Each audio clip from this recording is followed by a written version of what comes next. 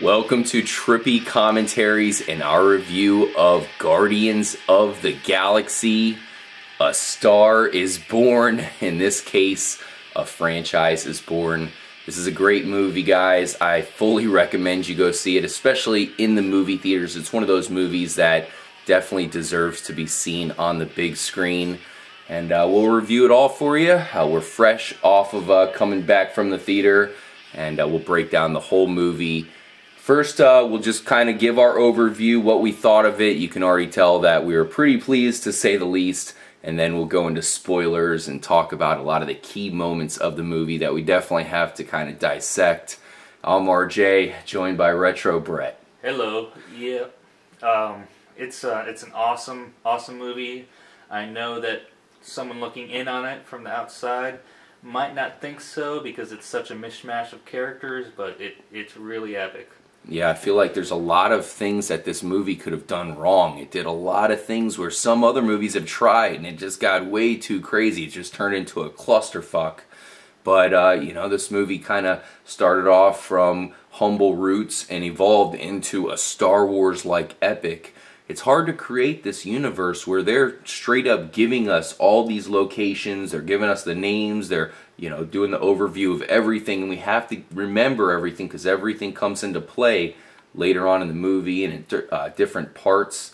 But as far as the beginning, I thought it started off a little bit slow because they had to do some pretty major character development here, so you kind of can expect it. Slow start, but put you in that position where you wanted to see the characters pretty soon, or at least soon enough to really get you involved. Yes, I know RJ will agree with me on this, but the very beginning was a little weird. Yeah. But, oh well, a lot weird. But it didn't last for too long, actually, but about 5 minutes. Yeah, I don't know if it's a unique thing with just the theater we saw it in. This is the second time you've seen it, so yes, you could probably tell us as far as basically the movie starts really odd, not exactly what you're expecting. And for us, the lights in the theater were still on, so I didn't even know if it was part of the movie itself. What happened the first time you saw it? Were the lights still on during that part? Well, it's actually kind of difficult to tell wearing the 3D glasses. True. Yeah, the first time you saw it in 3D. I think it was about the same. I mean, yeah. The first time I saw it was a couple days ago. That would be Saturday night. Yeah. It definitely wasn't in as nice of a theater as this one was. Yeah. But it was in 3D, and you know, there's no substitute for 3D. But yeah, especially nowadays, they've really done a great job with that. Especially, I can imagine with this movie. I saw it tonight with you, just regular, no 3D, still phenomenal. I guess see it either way because I know you said the 3D effects are pretty good, as you'd expect it to be with now Disney involved. Disney purchased LucasArts, so it's really apparent that the Star Wars-esque, you know, soundtrack and environments are all involved in this movie. For anybody who's a fan of Star Wars, this is a no-brainer because those movies, in a way, were kind of designed for kids. This one has some kid aspects, but really, for the most part, it's pretty mature, especially with the beginning. Well, as the language goes, the language is not bad at all. It's definitely, for the most part, pretty kid-friendly, but there are many parts of the movie that are not for kids. I mean, it's violent. Yeah. And, kind of goes both ways there. I really love the message of the movie, which was just to never forget your friends and your family because they're important. You know, without them, life just doesn't have as much value. That was a huge theme. Yes. Yeah, and it's really cool to have a movie with almost a corny theme here. They really pulled it off. Like I said, there's a lot of ways that this movie could have screwed it up and made it way too much of a clusterfuck here, way too intricate, because the thing that I was really looking forward to, the prison break, that happened fairly early in the movie. There was a lot that happened after it. So it's interesting that I thought that was going to be the whole, not the whole movie, but a big portion of it. That happened relatively quickly, and there was still a lot of stuff to happen afterwards. But before we get into spoiler territories, of course, I'll just put a bow on the beginning portion of the movie by saying, great movie. I would rank it like an 8.5, maybe even a 9 out of 10, because I feel like there's a couple different parts where maybe it faded away a little bit from perfection, but a lot of times it just did something totally unique, which is really hard to pull off with movies nowadays. Well, I feel that that the prison scene was kind of jump-starting the movie, because before it was all character development, and after it, that was like the midpoint. Well, not really the midpoint in time-wise, but it was the midpoint in script and plot. Yeah, definitely. So I can imagine you have rave reviews and you love the movie. Oh yes, it's like I said, it's definitely an odd assortment of heroes and characters, but this movie is really funny, people. It's very, very rare that you have a good movie, good action movie, and it's also pretty funny. Yeah, definitely. Just to and kind not of enough laugh at it funny. Yeah, it was definitely a laugh with it kind of movie, especially with Star-Lord, who was pulling these I guess it was the same kind of joke over and over. It was almost like I'm from Earth but nobody else is, but I'm going to say my sarcastic jokes anyways. Some people got it, some people didn't. Really made for some funny alien kind of jokes. It was pretty cool. So we'll start off with Batista here. We're big wrestling fans. This is one of the reasons why we've been paying attention to the movie and its development cycle and all that. I thought he did a great job. Loved his character. It was interesting how it was almost like an easy role. It's like an old school Hulk kind of role where Hulk crush, doesn't say too much, but he pulled it off, pulled out some good emotion. I wouldn't say it was a great acting job, but I definitely liked the character, and I thought he pulled it off. What'd you think about the wrestler Batista's job in this movie? Well, after my first viewing, I was kind of disappointed in his role, but after the second viewing, I realized, it's a really good. He played it really well. His character was supposed to be very, very literal, almost kind of like Dr. Spock-ish. Yeah. And he did a great job doing it. Yeah, he did. That's a great point. There was a lot of those jokes that kind of stood through the whole movie, the same kind of way he presented them, and he did a great job. Definitely hats off to Batista, and definitely can't wait to see him back in wrestling now after seeing him in this movie. We will say, for those of you who haven't seen it, this movie does a great job at not only being an epic starting point, but you could tell that it's going to be a great franchise, as I kind of led off with. The sequel is going to be something that a lot of people are looking forward to right away. The way the movie ends, not only is it a satisfying original movie, but it also leaves you wanting a lot more.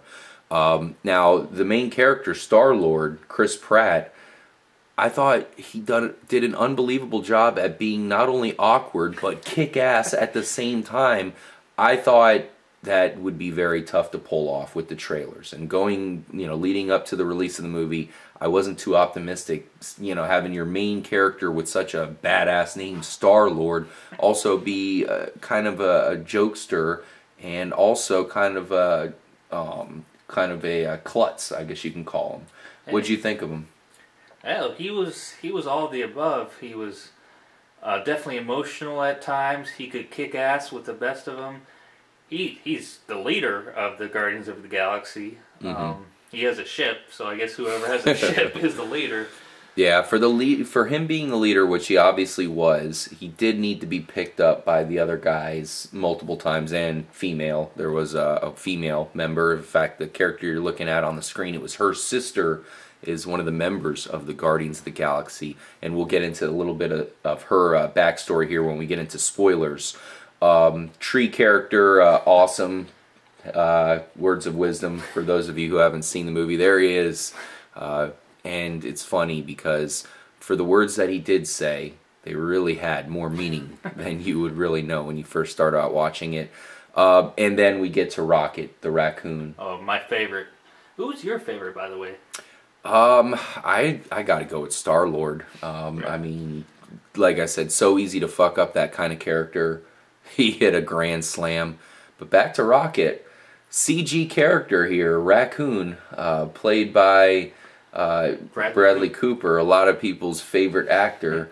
He stole the show in a lot of scenes. Oh, yes. And they really made him, even though Star-Lord had probably the most backstory I really felt like the most emotion came from the raccoon. Well, yes, he had a lot of emotion. He had the most attitude. I can tell you that. He had a kick-ass attitude. He was awesome. Yep. He was my favorite. Like I said, Yep. he had some really really funny. Most of the humor came from him. Yeah, good point. You're right. Obviously, Batista's character there had a lot of one-liners as well, but he was an intricate character. Talking about Rocket the Raccoon, definitely a character we look forward to seeing in the next movie because he grew a lot. You know, he went from probably a selfish character to one of the biggest team players. Oh yes, yeah, that's a great point as well. Yeah, so that's pretty much all of them. The female character, not much you can say without getting into spoilers there. Solid character. I guess they could have done better with her because she was a little bit flat as far as, try to explain her character. She was stoic. Pretty much stoic. She was an assassin, a warrior-ish. Yeah, she was the damsel in distress, even though she kicked as much ass as anybody. She, I really didn't understand her character at some points. We'll get into that here in a second. The main villain of the movie, also another guy, kind of hard to feel out, but once you figure out who it is, I thought it was pretty cool. Probably a little bit underutilized, but it's hard to say that in such a long movie with so much going on. I thought they did a great job with him. What did you think about the villain? Well, as far as the length of the movie, I felt it. My first viewing, it felt longer than it actually was, and it's a long movie. Yeah, but same distance or same length as a lot of movies nowadays, right around 2 hours. Well, I think the villain, he didn't look like a normal villain, like villainous. He looked different with maybe some face paint, and he looked creepy and mysterious. Yeah, one word you can use to describe this movie is unique. It was unique in a lot of fronts, even though it did have some similarities with Star Wars and Star Trek. One thing that can be said is the villain was pretty unique, and I really felt like he was a perfect comic book kind of villain. This whole story comes from comic books. I'm a comic book fan. I used to collect Punisher, Spider-Man, Superman, both DC X-Men. and Marvel. I didn't get into the X-Men comic. I wish Really? I would have. I loved the cartoon. But as far as Guardians of the Galaxy, never heard of it, to be honest with you, as far as the movie and development. I always was a Marvel guy. I liked Marvel more than DC in a lot of aspects. A lot of people did. With like you said, X-Men. But I thought this was a hell of a franchise to start off with. Guardians of the Galaxy kind of came out of nowhere to become a franchise that we're really going to be looking forward to. We both recommend it, guys. Make sure to go see it while it's in the theaters, and if you somehow miss it, definitely make sure you see it at some point. If you want to have a fun time watching a movie from both an action and a comedy perspective, this is one of the best and only movies you can see that involves both of those, gripping parts of the movie, making you laugh, making you cry, making you, of course, have fun with the action that's being presented. But that brings me to an interesting point there, RJ. I think we should have our listeners comment on which they prefer better, DC or Marvel, and tell us why. Oh yeah, definitely. I'm guessing DC will have more fans. Really? I don't think so. Man, there's a lot of Superman fans out there. Yeah, but I think DC was more bland, and Marvel was more like out there and I don't know futuristic. DC always had an old school. Yeah, but DC had the old school approach, but we'll get into that another day. Let's go ahead and finish up our review of the movie by spoiling it rotten for those of you who haven't seen it. Obviously, make sure, save it. We're about at the 14:20 mark. Save the rest of this movie for after you've seen it, and that way you can kind of get into the conversation with us. So it starts off pretty crazy, as we mentioned. Wasn't even sure it was part of the movie at first. It almost feels like a buzzkill, but they make up for it pretty quickly. Kind of going into all these different sequences, mainly based around Star-Lord, of course, introducing the other characters. I thought that was all pretty basic. That was your basic sci-fi stuff. But then they get arrested. It kind of has a comedic approach to them getting arrested. This is a part where I thought it was going to be more almost Shawshank Redemption-esque, where you're going to have more of a grand plan to escaping the prison. Well, they did have a plan, but it wasn't. It went pretty quickly. It went into effect immediately. Yes, yeah, that was kind of a little bit of buzzkill, but it was a great plan. Mm-hmm. But it happened too quickly, really. Yeah, I was looking forward to the whole prison break aspect of the movie. And the prison break scenes, I feel, was where most of the comedy lied. So yeah, leading up to it. Yeah, you're right. Or during the prison break. Yeah, inside the prison itself, definitely. And, it kind of went from character building to, boom, prison escape right away. Now, considering how much actually happened in the movie, we can't fault them for making the prison break scene so fast, because look how much other stuff they did with making the prison scene. I wouldn't say as short as it was, because it was still a good length, but I thought there would be more based around the actual planning of the prison break. It turns out it was all the idea of Rocket the raccoon. He basically comes up with the idea. The tree helps him out a lot. So I thought that was funny as they're kind of planning it. You could see the tree kind of getting the plan ready, and Batista's character just kind of standing there looking again. Yeah, I loved Batista's character in this movie. I thought it was hilarious, and I really felt for him. Man, all these characters were so likable. So they escape the prison here.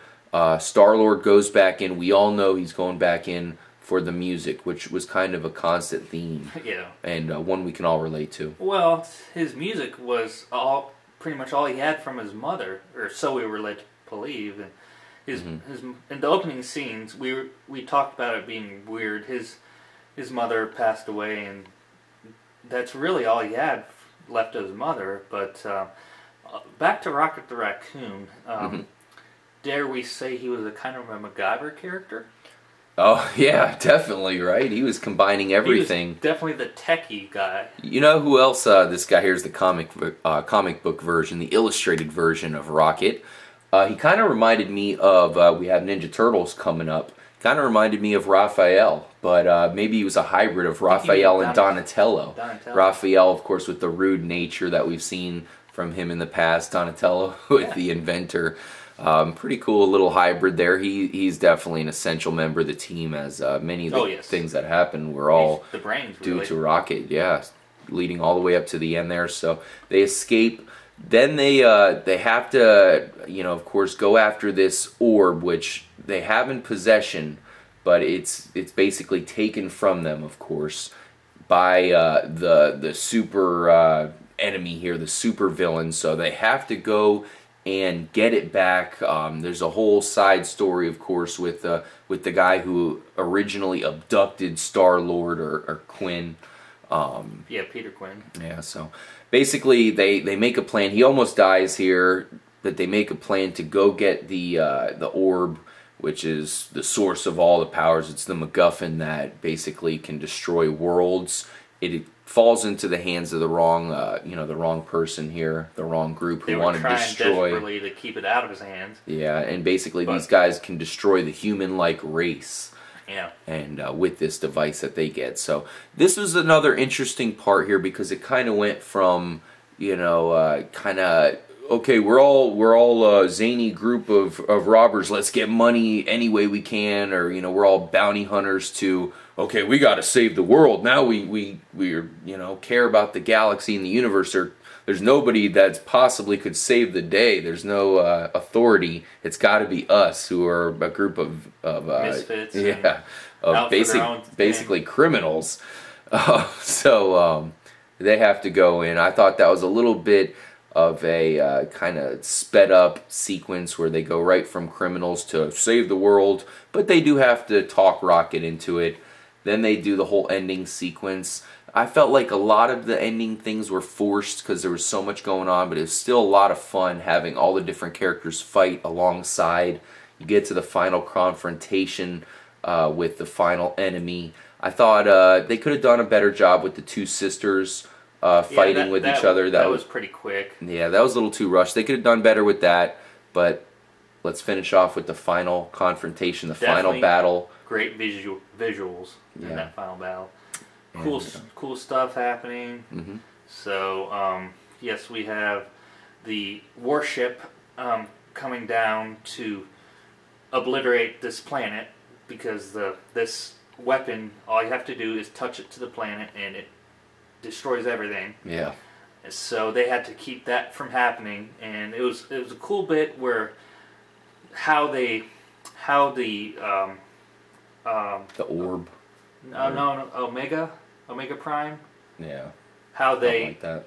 how they devised a way to keep the ship from going any further. It was pretty cool. Oh yeah, that was definitely cool. Yeah, basically all the ships kind of had to combine and kind of Made try a to hold force him back. field. That didn't work. He still kept Worked for a coming little down. bit, but Basically, a final battle scene. They shoot the enemy with the rocket, so it looks like he's dead, but then he's still there. Rocket comes in. the real Rocket, the other Rocket. Yeah, Rocket the Raccoon comes in with his ship to kind of, basically hit him and Bautista's Hulk-like character at the same time. Ship crashes down. The tree guy has to wrap him up to kind of save him. And Ends up with a final team tactic here at the end where they basically have to use their teamwork to take him out. Star-Lord was the key because he turns out he wasn't mortal. There's a whole thing where a mortal can't hold on to the cube to get its power.